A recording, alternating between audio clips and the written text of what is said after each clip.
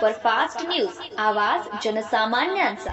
यवतमाळ जिल्ह्यातील कार्यकर्ते मातोश्रीवर उद्धव ठाकरेंनी बांधले शिवबंधन।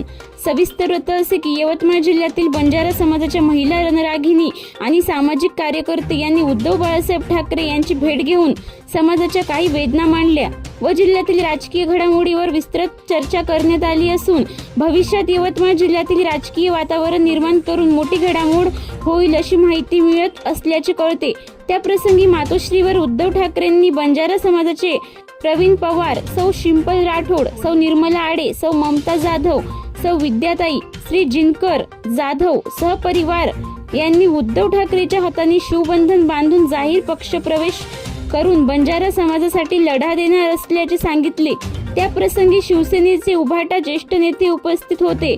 महाराष्ट्र सुपरफास्ट न्यूजसाठी देवीचंद राठोड, यवतमाळ।